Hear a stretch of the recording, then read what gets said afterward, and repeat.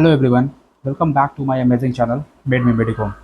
First of all, I want to say that if you have any problem, doubt in any subject or the particular topic, you can suggest me in the comment box. I will try to bring it as soon as possible on my YouTube channel. For that, what you have to do, you have to only subscribe my channel so that you can be notified for the same. So please subscribe to my channel so that you will be notified earlier. So let's back to our topic. I'm going to start the biochemistry lecture, and in the biochemistry lecture we are going to discuss the enzyme classification. आज हम लोग enzyme classification के बारे में discuss करेंगे. First of all हम लोग ये देखते हैं कि enzyme होता क्या है. सो enzyme is a biocatalyst. Enzyme जो है वो बायोकैटलिस्ट है जो कि प्रोटीन होता है नेचर में और स्पेसिफिक भी होता है नेचर में.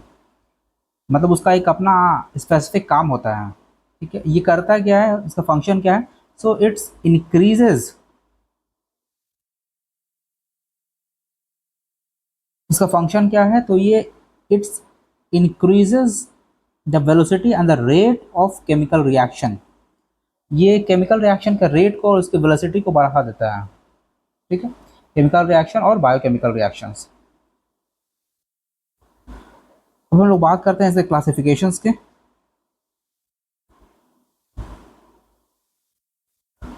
सो इसके 6 क्लासिफिकेशंस हैं. First is oxidoreductase, second is transferase, third is hydrolase, fourth is lyase, fifth is isomerase and sixth is ligase. ठीक है, इसको इसी सीरियल वे में याद करना ज़रूरी है. क्यों? बिकॉज इसको हम लोग कहते हैं एंजाइम कोड नंबर या सिंपली ईसी नंबर. तो आपको एग्जाम में पूछ सकता है कि एंजाइम कोड 2 क्या है, तो ट्रांसफेरेज है. 3 एंजाइम कोड 3 हाइड्रोलिसिस. तो इसको इस वे में याद करना ज़रूरी है. तो इसको याद करने के लिए आप चाहे तो इसके फर्स्ट लेटर से याद रख सकते हैं. ओथ लील.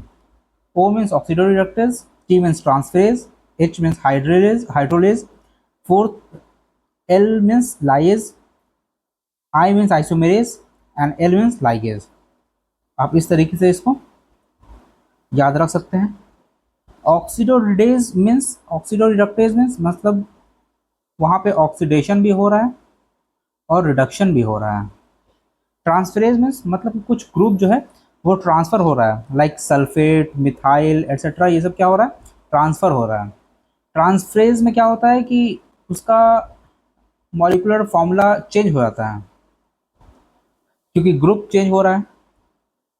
और आइसोमेरेज में क्या होता है, इसमें भी मॉलिक्यूलर फॉर्मूला सेम रहता है, चेंज नहीं होता है.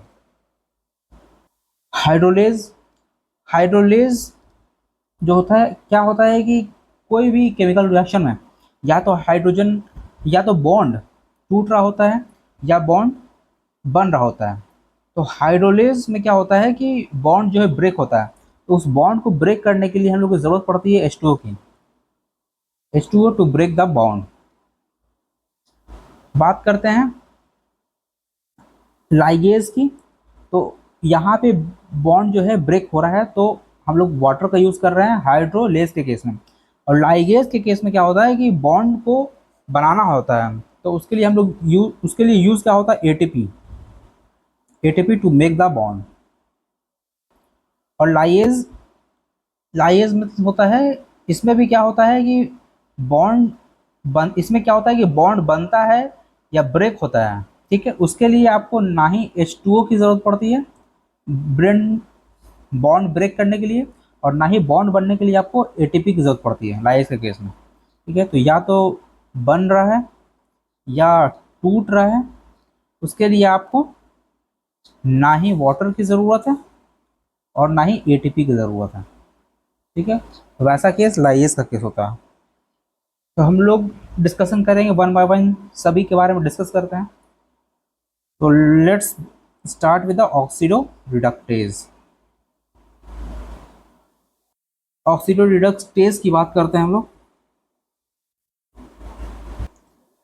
ऑक्सीडो रिडक्टेज के अंदर 4 सब टाइप्स हैं। फर्स्ट ऑक्सीडेज, ये क्या है, ये ऑक्सीजन को यूज करता है एज अ इलेक्ट्रॉन एक्सेप्टर। इसका एग्जांपल याद रखना, cytochrome c oxidase, tyrosinase. Dehydrogenase क्या है, यूज मॉलिक्यूल और other than oxygen as a electron acceptor. इसमें ऑक्सीजन का यूज हो रहा था, इसमें कोई ऑक्सीजन के अलावा यूज होगा electron acceptor. For example NAD, FAD, NADP। For example अगर ग्लाइकोलाइसिस अगर आप पढ़े होंगे तो आपको याद होगा कि ग्लिसरॉल्डिहाइड 3 फॉस्फेट जो था वो कन्वर्ट हो जाता है 1,3 बाई फॉस्फेट ग्लिसरेट में कन्वर्ट होता था। कैसे, NAD बराबर NADH। ठीक है, इसमें एंजाइम यूज होता था ग्लूकोज 3 फॉस्फेट डिहाइड्रोजिनेज, है ना। तो इसमें यूज होता, यहाँ पे ऑक्सीडेशन रिडक्शन दोनों हो रहा है। तो इस तरीके का था। फिर ऑक्सीडेज में इसमें हाइड्रोजन परऑक्साइड यूज होता है electron acceptor. For example glutathione peroxidase and catalase. Oxygenase के केस में आइए, incorporate oxygen into the substrate. इसके भी दो टाइप होते हैं, एक मोनो ऑक्सीजनेज, एक डाई ऑक्सीजनेज। एग्जाम्पल याद रख लेना, फिनाइल एलानिन हाइड्रो ऑक्सीडेज और NOS नाइट्रिक ऑक्साइड सिंथेज। फिर आइए ट्रांसफेरेज के बारे में।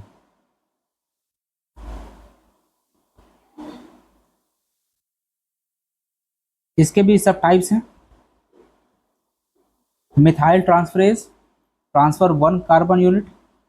Amino transferase, transfer amine group. Kinase, transfer phosphate from ATP।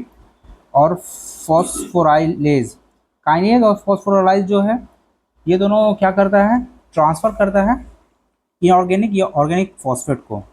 Organic और इनऑर्गेनिक फॉस्फेट को क्या करता है, ट्रांसफर करता है। ग्लाइकोलाइसिस का एग्जांपल इसमें भी आपको बता देते हैं। याद होगा आपको कि ग्लूकोज अगर ग्लूकोज 6 फॉस्फेट में कन्वर्ट होता है, ठीक है, इसमें यूज क्या होता है, ATP का यूज होता है और ATP से ADP बन जाता है। इसके प्रेजेंस में हेक्सोकाइनेज में, हेक्सोकाइनेज के प्रेजेंस में एंजाइम यूज होता है हेक्सोकाइनेज। ग्लाइकोलाइसिस का एग्जांपल है, ग्लूकोज कन्वर्ट हो रहा था ग्लूकोज 6 फॉस्फेट, और हम लोग जो ATP इसमें जो फॉस्फेट ऐड हो रहा है ये कहाँ से ऐड हो रहा है, इस ट्राई फॉस्फेट में से एक फॉस्फेट यूज हो रहा है और ATP कन्वर्ट हो जा रहा है ADP में। तो इसमें ट्रांसफर हो रहा है फॉस्फेट का। ठीक है, तो ये ट्रांसफरेज का एग्जाम्पल। नेक्स्ट बात करते हैं हम लोग हाइड्रोलेसिस का।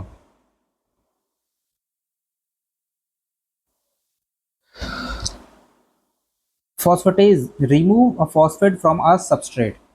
फॉस्फेट रिमूव करता है सबस्ट्रेट से। जितने भी डाइजेस्टिव एंजाइम हैं वो सारे आपके हो जाएंगे, या जितने भी मैक्रो मॉलिक्यूल या ब्रेक होता है बॉन्ड उसमें आपका यूज होता है। For example amylase,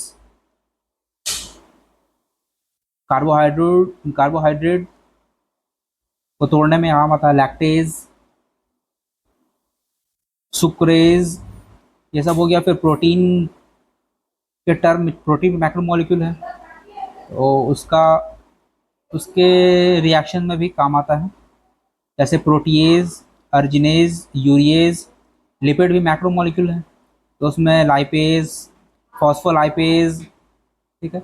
nucleic acid भी क्या है, मैक्रो मॉलिक्यूल है। तो उसमें भी इंडोन्यूक्लियस, एक्सोन्यूक्लियस, ये सारा एग्जाम्पल किसका हो जाएगा? हाइड्रोलेजेस का। ठीक है, हाइड्रोलेज में क्या यूज होता है? वाटर यूज होता है मॉलिक्यूल बॉन्ड को ब्रेक करने में। लाइज के बारे में बात करते हैं। लाइज के बारे में बात करते हैं। इसमें synthesis link to molecule without using ATP. Aldolase produce aldehyde via elimination reaction. Decarboxylase produce carbon dioxide via elimination reaction. Hydratase addition or remove water do not break bond. इसमें बॉन्ड का break नहीं होता है। Hydrate के examples आते हैं enolase, ये भी आपका ग्लाइकोलाइसिस में यूज होता है। फिर आपका एकोनाइटेज, ये आपका टीसीए में यूज होता है, tricarboxylic acid. Fumarase,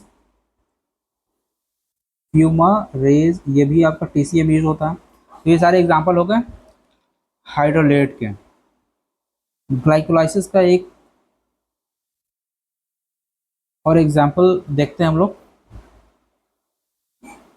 fructose 6 phosphate convert होता था ग्लूकोज 3 फॉस्फेट और DHAP में।